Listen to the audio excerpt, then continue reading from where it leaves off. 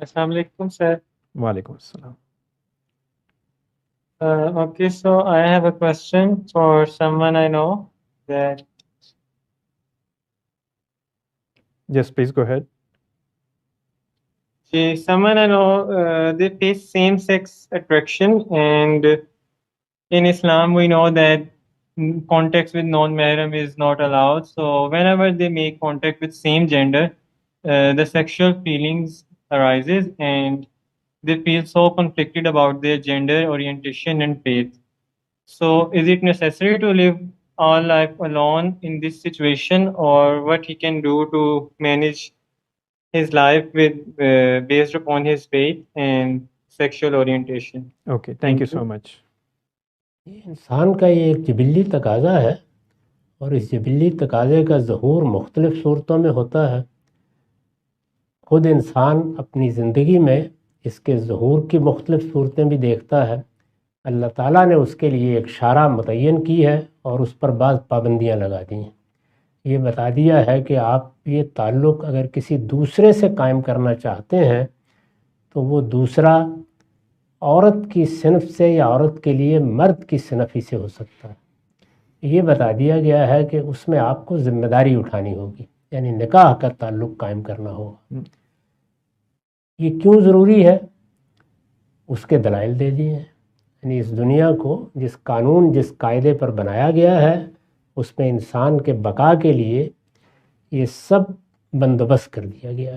اس بندوبست کے سامنے سر تسلیم خم کر کے ہی آپ دینی زندگی بسر کر سکتے ہیں. رہ گئی جنسی تسکین، تو جب تک وہ آپ کی اپنی ذات تک محدود ہے اس پر کوئی پابندی نہیں ہے، لیکن اگر وہ کسی دوسرے کی طرف ممتد ہوگی تو وہاں یہ پابندی ہے. اور یہ پابندی تزکیے کے بنیادی اصول کے پیش نظر ہے. یعنی اس میں یہ بتا دیا گیا ہے کہ اللہ تعالیٰ نے جو راستے اس کے لیے مقرر کیے ہیں وہی اختیار کیے جائیں گے. اس کے علاوہ اگر کوئی راستہ اختیار کیا جائے تو جو ہمارے دین کا مقصد متعین کیا گیا ہے پاکیزگی، اس پر حرف آتا ہے. چنانچہ وہ راستے بھی بند کر دیے گئے ہیں.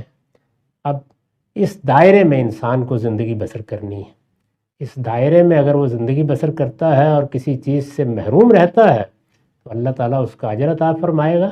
لیکن جنسی تسکین کا دائرہ تو انسان کی اپنی ذات کی حد تک بھی آخری درجے میں پایہ تکمیل کو پہنچ جاتا ہے، اس میں کوئی معنی نہیں ہے. لہٰذا جبلت کے اظہار پر پابندی نہیں ہے، اس کا دائرہ متعین کیا گیا ہے. اس دائرے سے آپ باہر نہیں جا سکتے. بہت شکریہ سر، بہت اچھی طریقے سے آپ نے بات واضح کر دی. یہ کہتے ہیں جی کہ اس سوال کو کرتے ہوئے مجھے شرم آ رہی ہے اور میں بہت جرت سے یہ سوال کر رہا ہوں. سوال یہ ہے کہ کیا ماسٹربیشن حرام ہے؟ جی نہیں، یہ حرام نہیں. یہ بہت اچھی طرح سمجھ لیجئے کہ ہمارے دین میں جو چیز حرام کی گئی ہے وہ کسی غیر سے جنسی تعلق پیدا کرنا ہے. یہ بات خود قرآن نے بھی واضح کر دی ہے اور اہل علم نے بھی اس کو ٹھیک سمجھا ہے. قرآن نے بہت واضح کر دیا ہے. آپ چاہیں تو اس پر میرا ایک تفصیلی آرٹیکل ہے، وہ میری کتاب مقامات میں ہے. میرا خیال ہے اس کا انگریزی میں بھی ترجمہ ہو چکا ہے. اس میں نے ان تمام دلائل کو بھی بیان کر دیا. یہ بالکل حرام نہیں.